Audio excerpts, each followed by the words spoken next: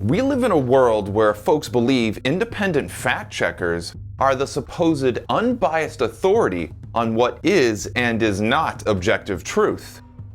But what if I told you these fact checkers aren't quite as independent as they claim to be?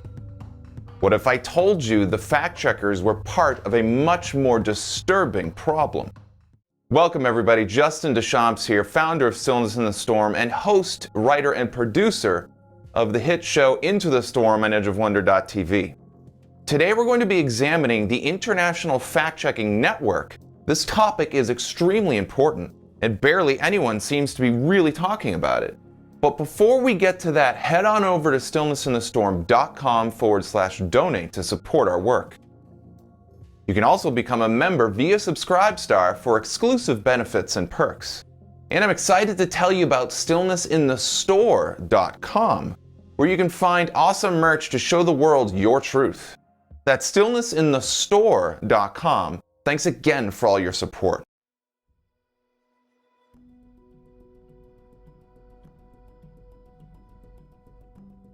So have you ever had a post removed or your account flagged or suspended by a fact checker? Ever seen this warning on Facebook or other social media sites telling you that you shared false, dangerous, or hateful information? We've all at least seen these things. Whether it's the obnoxious box of text or the obscuring of an image, the independent fact-checking network has likely stifled you or someone you know from sharing the whole truth, an opinion, or even the fact of your own personal experience. These fact-checkers have invaded our lives. It might seem harmless, but it's not. If Chairman Mao, Stalin, or Hitler were alive today, every one of them would jump for joy at what the fact-checkers can do to advance totalitarianism in the world. We're going to expose who funds the fact-checkers and why they're censoring free speech and the truth. When you see why, it will leave you speechless. No pun intended, of course. Now let's face it, most of the time fact-checkers are dead wrong. They say your posts are hateful, misleading, untrue, going against medical officials. But is that really the case? To start, we need to clearly define what fact-checking is in a general sense. Fact-checking is the act of checking factual assertions in non-factual text in order to determine the veracity and correctness of the factual statements in the text. This may be done either before or after the text has been published or otherwise disseminated. Of course, Wikipedia can't be blindly trusted, but in general, this is what fact-checking is, whether it's the good version or the bad version. Now, the problem, as most people know, is that there's not really fact-checking going on. What's really happening is that fact-checkers are used by the deep state to suppress anything than the mainstream narrative. So why are they so worried about people posting information on their social media pages? Surely the massive, mega, global propaganda machine has no problem dealing with this. Well, the reason why shows how powerful your voice really is. The truth is, false propaganda, the mainstream media lie, is delicate. And just like any other lie, the truth could destroy the whole agenda, even coming from somebody as tiny as the average Joe. Talk about David and Goliath. Think about this. Why is it that so many people believe Biden won fair and square in 2020? It's because fake fact-checkers suppress the truth while the deep state media spreads lies far and wide. They use excuses like stopping hate speech, political correctness, stopping the spread of misinformation, and even ending racism, all to keep you from sharing the truth. As we said, this just goes to show you how powerful one person's voice really is. It's all part of the tactics of narrative control, which is essential to affect the mass mind hypnotic acceptance of grand deception. The agenda being pushed is steering the world towards democratic socialism and false progressivism, which is anti-religious, anti-science, anti-life, and anti-freedom.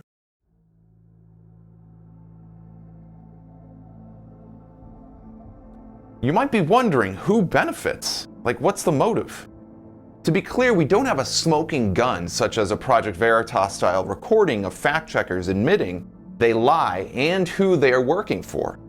But a clear pattern has definitely emerged. It's similar to cronyism. Consider this analogy. If you were working a job and your boss always gave you a hard time about the quality of your work, but didn't care about the obviously poor quality of one of your coworkers, wouldn't that be favoritism?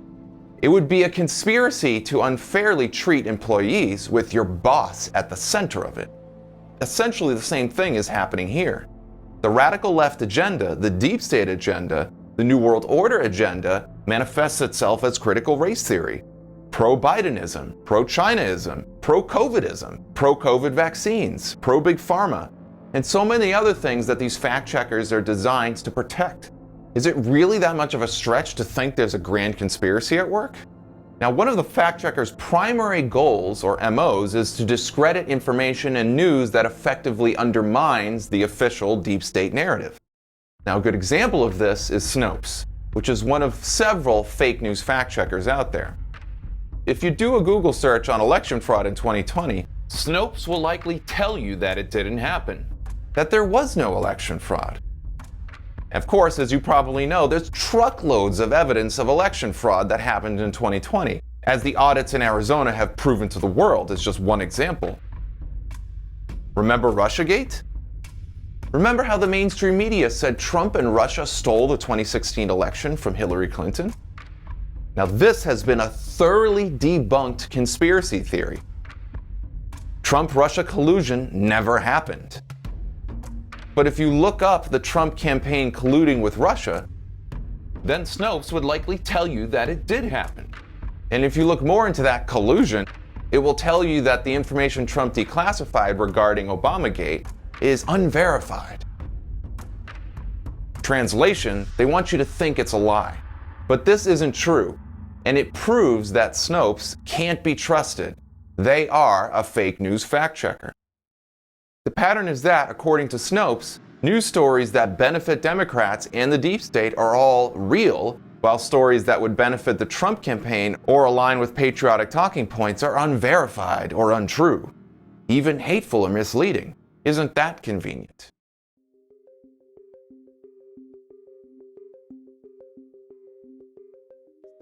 Let me pause here to emphasize that when we say Democrats or Republicans, this doesn't clearly define who is patriotic versus establishment deep state. Given that, we're going to refer to these corrupt politicians as establishment deep state politicians. Whereas we're going to refer to true patriots like Trump and Ron DeSantis as patriots.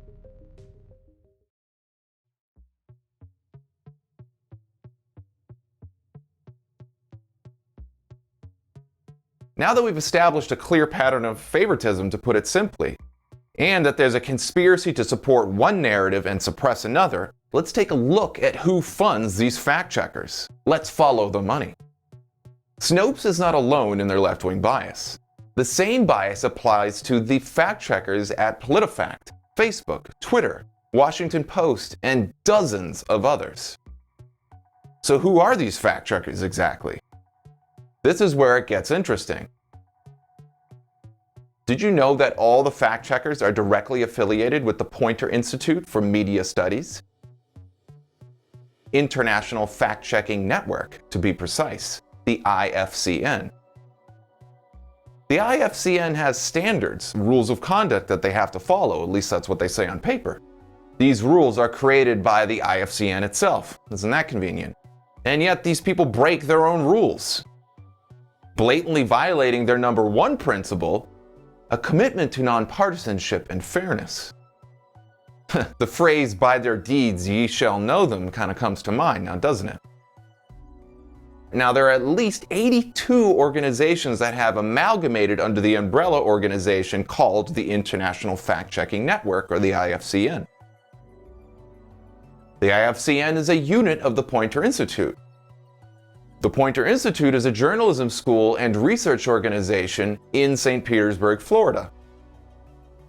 In addition to the International Fact-Checking Network, the school is the owner of the Tampa Bay Times newspaper and operates PolitiFact, one of the most prominent fact-checkers out there.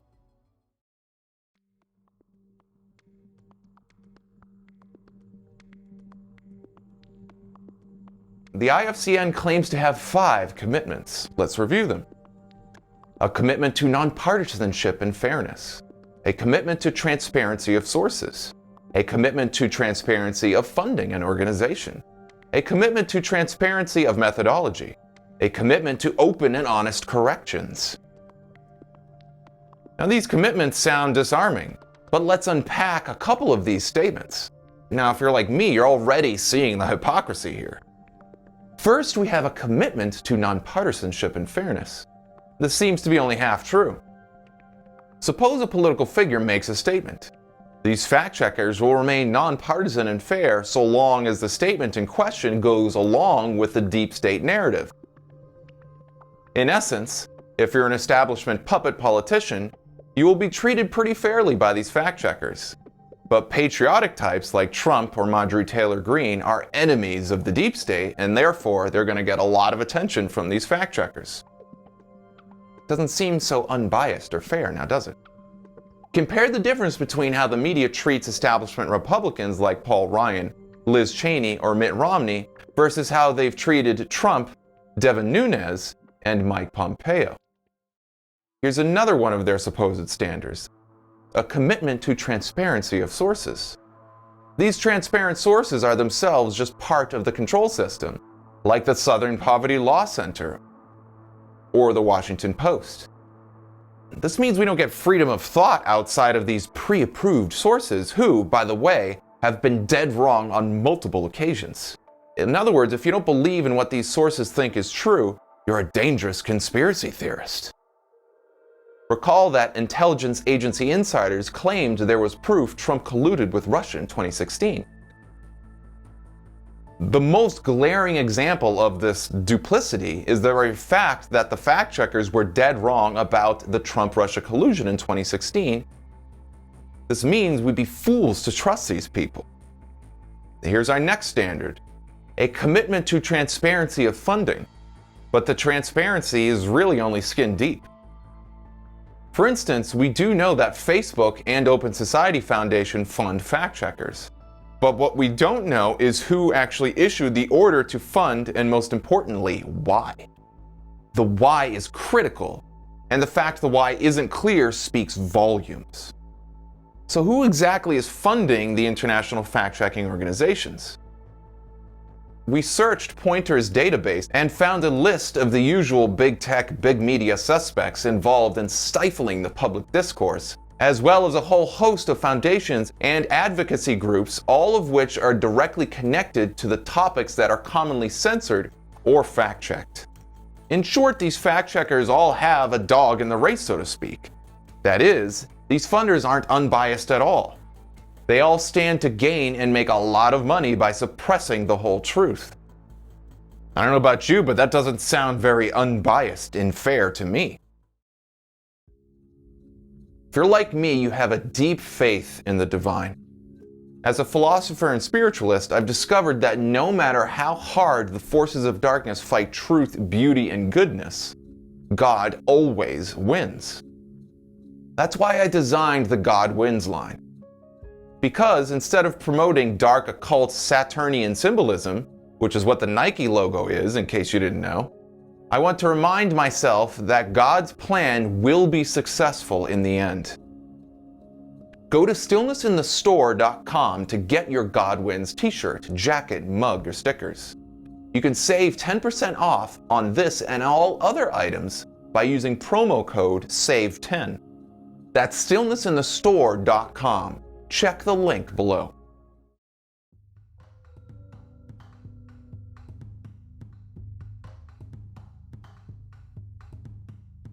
Now here's a list of the IFCN's major funders. And you probably recognize at least some of the organizations listed here. To the untrained eye, this might just look like a list of household names and means little to nothing, right? However, the truth is that most of these organizations have been linked to nefarious, unconstitutional, and even criminal activity.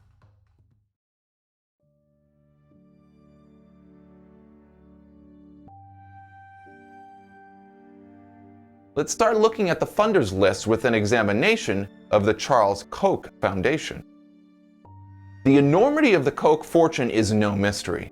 Brothers Charles and David Koch are worth more than $40 billion. The electoral influence of the Koch brothers is similarly well chronicled. The Kochs are homegrown oligarchs. They've cornered the market on Republican politics, think establishment non-Trump rhinos, and have nakedly attempted to buy Congress and the White House. Koch touts only one top-line financial figure, $115 billion in annual revenue, as estimated by Forbes. By that metric, it's larger than IBM, Honda, Hewlett-Packard, and is one of America's largest private organizations. The organization's troubled legal history, including a trial of congressional investigations, Department of Justice consent decrees, civil lawsuits, and felony convictions, documented by internal company documents, leaked State Department cables, Freedom of Information Act disclosures, and company whistleblowers combine to cast an unwelcome spotlight on the toxic empire whose profits have long financed the DC swamp creature Republicans of the past and present. Now, needless to say, that little summary is only a drop in the bucket of who these people really are. For more, check out the book entitled Kochland: The Secret History of Koch Industries and Corporate Power in America. Link in the description.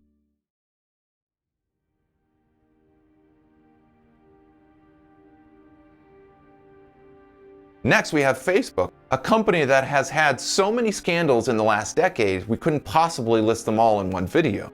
In a world rife with psychological manipulation, we need to be 100% certain that organizations determining what is and isn't objective truth are operating with the highest moral and ethical standards, something that Facebook historically has been unable to do. As you probably know, Facebook was busted selling the private data of 87 million users to Cambridge Analytica in 2019, which is just as serious a problem as a bank selling your social security number to identity thieves. What Facebook did is no laughing matter. Facebook also censors conservative-minded news stories when it suits them. It's safe to say that Facebook appears to be neither unbiased nor morally upstanding. And by the deep state media's own admission, Facebook played a role in alleged Trump collusion in 2016. So why would Facebook be a trustworthy fact checker? Just doesn't make sense.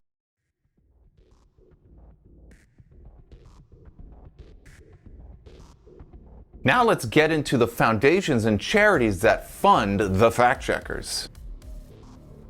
Keep in mind, charities have been used throughout history to hide financial activities of globalists and launder money.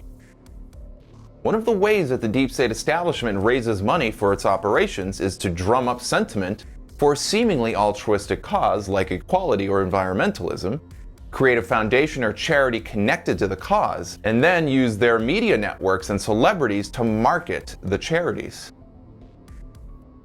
It doesn't take a mastermind to realize that playing on the people's heartstrings will open up their wallets, and this happens on a massive scale. Remember all those Black Lives Matter donations that got funneled into ActBlue last year? People who were sympathetic to the BLM cause sent hundreds of millions of dollars to Black Lives Matter via ActBlue, only to have the majority of the money go to Democrat and radical left progressives, and none of it going to improve the black community. Isn't that strange? These are the top 10 organizations that received money from ActBlue. Hundreds of millions sent to political candidates, but not a single organization in the top 10 list dedicated to actually helping black lives. One of the most disturbing examples of this well-oiled charity fraud machine was the Haiti Red Cross scandal of 2010.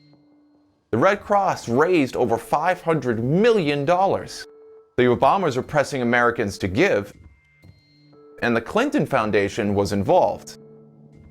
Somehow, only 6 permanent homes were built despite the fact over 100,000 people lost their houses. Included in the Poynter Institute's major funders list are some of the most successful cash cow foundations out there.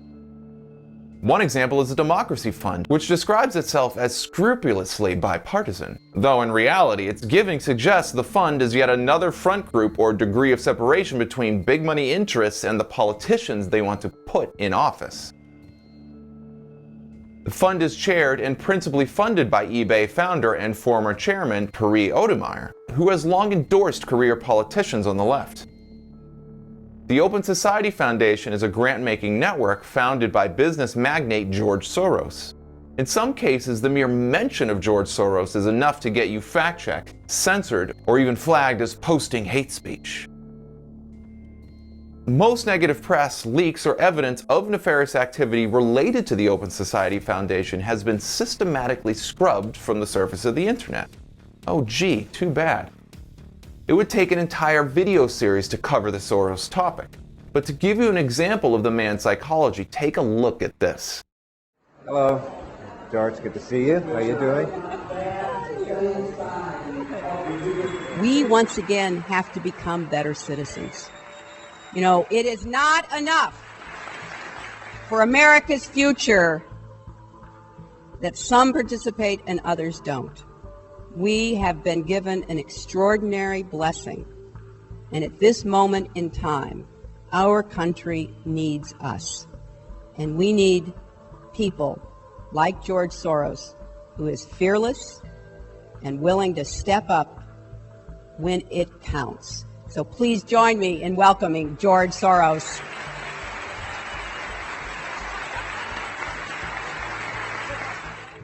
Of what happened to George Soros's friends and neighbors. You're a Hungarian Jew who escaped the Holocaust by posing as a Christian. Right. And you watched lots of people get shipped off to the death camps. Right. I was 14 years old. And I would say that that's when my character was made. In what way? That one should think ahead, one should understand and anticipate events, and one is threatened. It was a tremendous threat of evil. I mean, it was a very personal experience of evil. My understanding is that you went out with this protector of yours who swore that you were his adopted godson. Yes, yes. Went out, in fact, and helped in the confiscation of property from the Jews. That's right.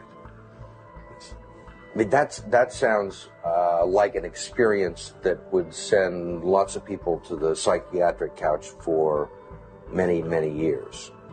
Was it difficult? Not at all. Not at all. Maybe as a child you don't see the connection, but it created no problem at all. No feeling of guilt. No. For example, that I'm Jewish, and here I am watching these people go. I could just as easily be there. I should be there. None of that. Well, of course, I could be on the other side, or I could be the one from whom the thing is being taken away. But there was no sense that I shouldn't be there, because that was, well, actually, funny way, it's just like in markets, that if I weren't there, of course I wasn't doing it, but somebody else would be taking it away anyhow. In other words, whether I was there or not, I was only a spectator, the property was being taken away.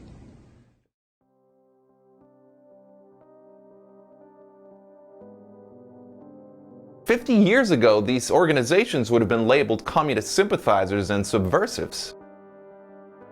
As a side note, Joseph McCarthy, the US senator that prosecuted suspected communists, was accused of conducting an unfounded witch hunt in the mid-50s by the mainstream media. He was labeled, in essence, a conspiracy theorist before the term was widely used by the media. And yet the truth is McCarthy was right. There were actually communists that had infiltrated the government. But with the might and power of the mainstream media, the truth about McCarthy was suppressed, and he is remembered as a conspiracy nutjob and quack. Now, this example alone proves the point that the MO of using fact-checkers in the media to delegitimize and suppress the truth is not only an age-old tactic, but it's extremely effective. In the future, history books will need to be rewritten.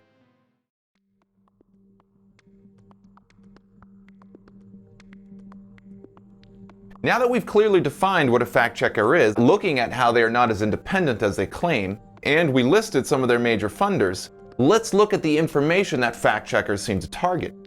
Recently, the Washington Post, one of Poynter's major funders, said that they won't be maintaining a database on Joe Biden.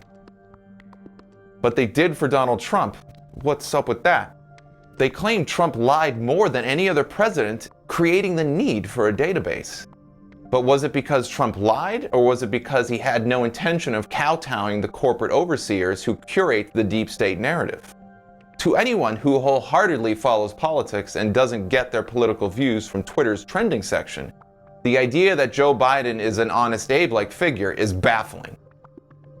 As a matter of fact, the truth about the deep state fact checkers is much easier to see now that a puppet like Biden is in office. Millions of people now know the truth thanks to him. So we gotta give him credit where credit is due at the very least.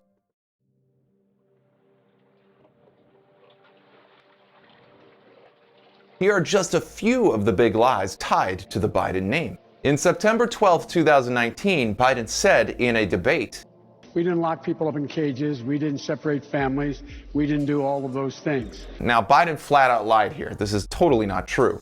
All those pictures you saw of kids in cages were taken in 2014 during his time as vice president with Obama.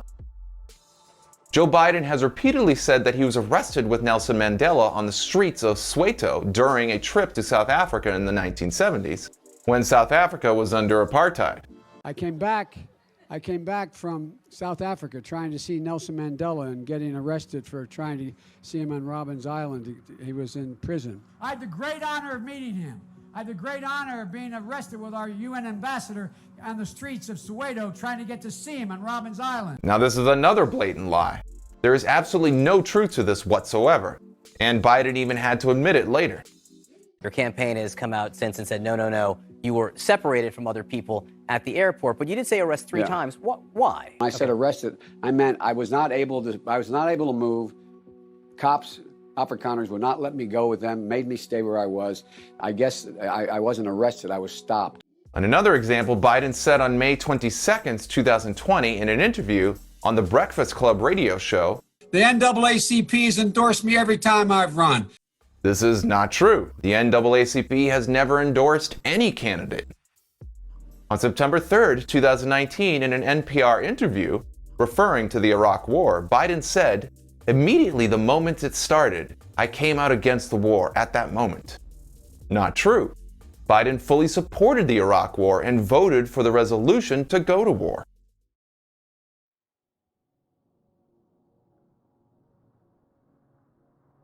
Democratic presidential candidate Joseph Biden today faces a controversy. 3 weeks ago at a debate at the Iowa State Fair, he used phrases identical to those delivered by British Labour Party leader Neil Kinnock. Biden seemed to be claiming Kinnock's vision and life as his own.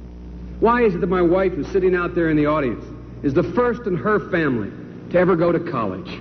Why is Gladys the first woman in her family in 1,000 generations to be able to get to university? My ancestors who worked in the coal mines in northeast Pennsylvania don't come up after 12 hours and play football. 8 hours underground and then come up and play football. It's because they didn't have a platform upon which to stand.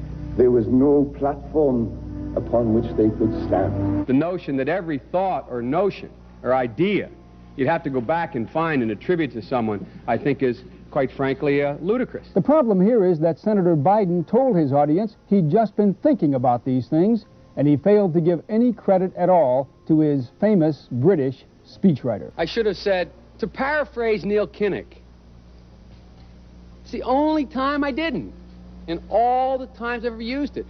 But CBS News found a tape of a second instance. It reappeared in the New York Times with a new charge, that Biden had appropriated a famous litany from the late Robert Kennedy about what the gross national product cannot measure. It cannot measure the health of our children, The health of our children, the quality of our education, the quality of their education, the joy of their play, or the joy of their play.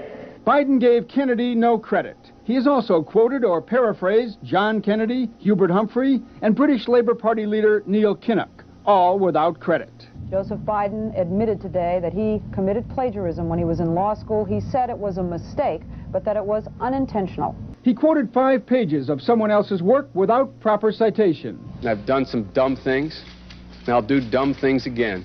He was given an F. So, ladies and gentlemen, I've been dumb. To the political community in Washington, it all seems of a piece. Plagiarism at law school, plagiarism on the stump. Is it a wise idea, though, to take something that personal, anyway, from another politician and try and appropriate it to your own campaign? I think it was a stupid thing to appropriate material that was really very personal, that was someone else's. These clips are devastating. He looks like a Joe Biden wind-up doll with somebody else's words coming out.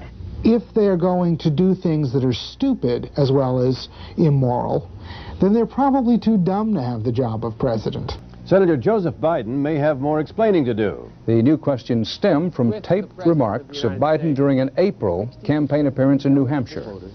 I went to law school on a full academic scholarship, the only one in my class to have a full academic scholarship. Went back to law school and in fact ended up in the top half of my class.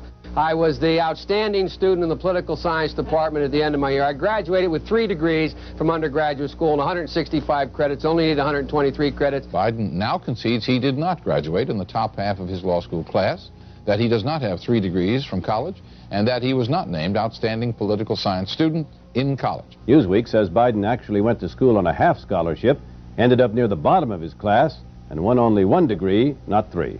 Joe Biden ranked 76th in a class of 85 at the University of Syracuse Law School. I mean, this guy comes off this whole thing as a flyweight. Now Biden says Newsweek is right. His memory had failed him. And I'd be delighted to sit down and compare my IQ to yours if you'd like, Frank. Joe Biden was victimized by the truth. Again, thanks to Trump calling out the fake news for the past 4 years, followed by one of the most obvious media-coordinated efforts to hide the truth about Biden in history, millions of people the world over are realizing the truth, which is that the deep state is real, and the media works with corrupt actors like Biden, Pelosi, and dozens of others to further their twisted agenda.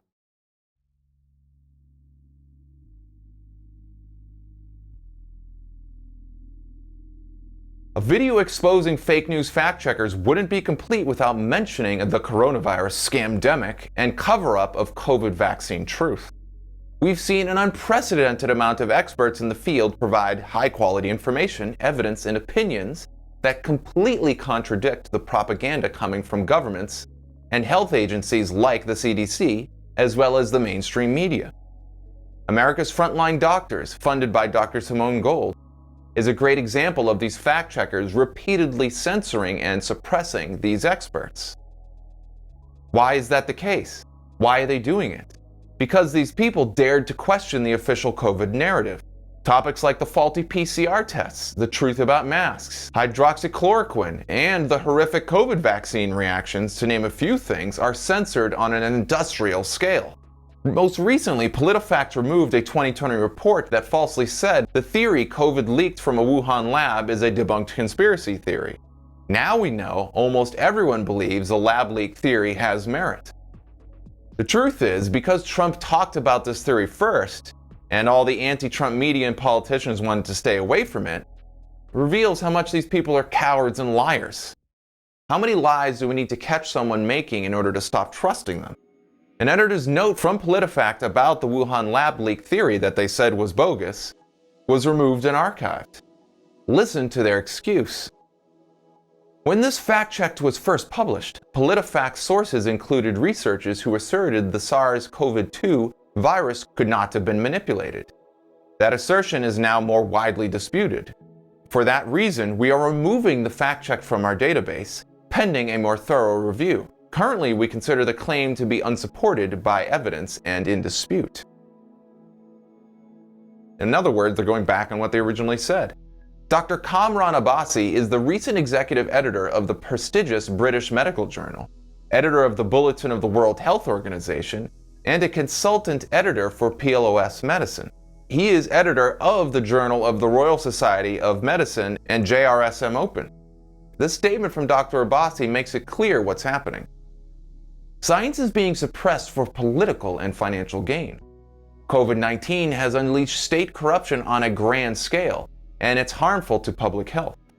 Politicians and industry are responsible for this opportunistic embezzlement. So too are scientists and health experts.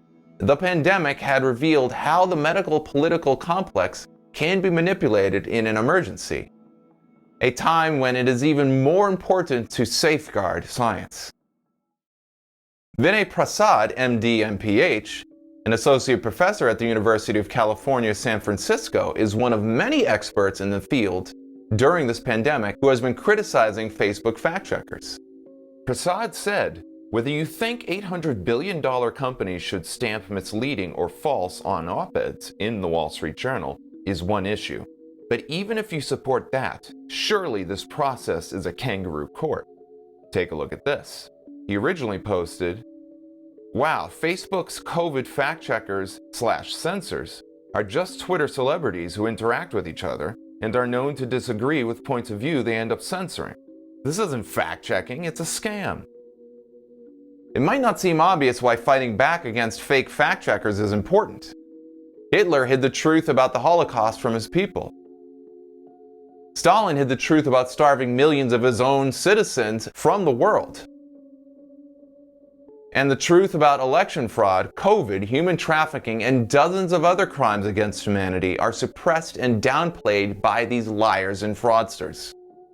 In short, good people who would be more active in stopping criminals can't unite for change if they don't know a problem exists. Conversely, the fake news media blew the George Floyd and Breonna Taylor stories totally out of proportion, causing millions of well-intentioned people to buy into the lie and justify burning down cities in 2020. So to say that this issue of fake fact-checkers is vitally important is a major understatement. Comprehending their tactics is critical. Or more to the point, learning how to fact-check and think critically about what you see in the media is as important as learning how to avoid food filled with toxic rat poison.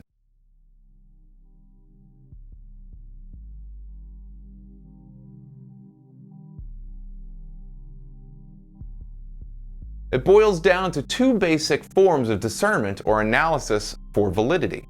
A fact or claim of knowledge is true because A, it describes reality correctly, and B, an expert trained to know if the description is true authenticates the fact.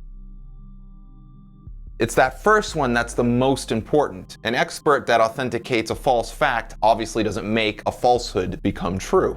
Since most people aren't experts in whatever field is required to fact-check something, it's difficult to test if an expert really knows what they're talking about. Fake fact-checkers and the hidden globalists, socialists, and deep state forces behind them use the public's lack of understanding about discernment to their advantage. The bottom line is most people will accept what a fact-checker says because they can't fact-check the fact-checker themselves. Here's another thing to consider. Most of us don't want to share information we suspect to be false, or more to the point, that has been labeled false. Even if people aren't sure the fact check is true, they won't risk the hit to their reputation to share the truth censored by a fact checker. Given the situation, it's very easy for globalists, fake news media, big tech, big medicine, and other lying organizations to manipulate public opinion. Consider that anyone who's come out to challenge the mainstream narrative has had their image attacked by the media.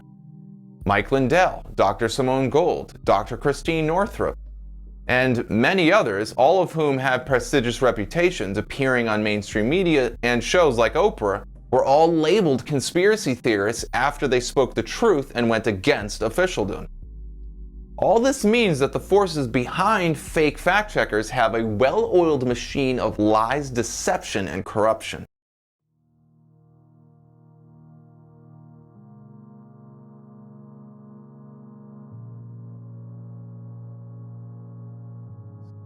In short, we need to unite and work together to form our own fact-checking organizations that are actually capable of exposing these liars and better informing the public. Case in point, Candace Owens successfully won a battle with a fact-checker. She claimed that she was being targeted by fact-checkers and filed a lawsuit against the likes of Facebook and USA Today based on some of her content being flagged on social media. Owens noted that PolitiFact posted a correction after previously flagging one of her tweets as false. The post isn't on the Twitter account, but she posted a screenshot of the correction. As Owens felt vindicated, she went on Twitter to express it. In the final analysis, we know for sure, without any shadow of a doubt, that fake fact-checkers are spreading lies. Millions upon millions of people are victims of globalist deception. The cost is incalculable. COVID-19 was never a threat against humanity, and if it wasn't for a coordinated campaign of deception, no one would have allowed lockdowns to take place. These lockdowns have cost more lives due to suicide and economic hardship than the virus itself. And this is just one example. To solve the problem, we need to follow the example of truth fighters like Candace Owens, Dr. Simone Gold, and Mike Lindell. We need to work together to find experts, fact-check the fact-checkers, and expose lies when we see them. We need to accept the fact that telling the truth in an age of deception means being attacked by the media. But the reward for our efforts is rounding up the criminals in the media and government, putting an end to endemic corruption, and raising our children in a world where the truth actually reigns in the hearts and minds of the people everywhere. The benefit is truth, freedom, and justice, a better world for all. In closing, if we're willing to sacrifice a bit of TV and movie time to learn how to fact-check and work together, we could put a stop to this madness in short order. If you've enjoyed this video, please like, share, and subscribe. And head on over to stillnessinthestorm.com/donate to support our work. You can also become a member on Subscribestar for as little as $3 a month to keep content like this flowing. Stay vigilant and let the truth reign. Until next time, this is Justin from Stillness in the Storm, signing off.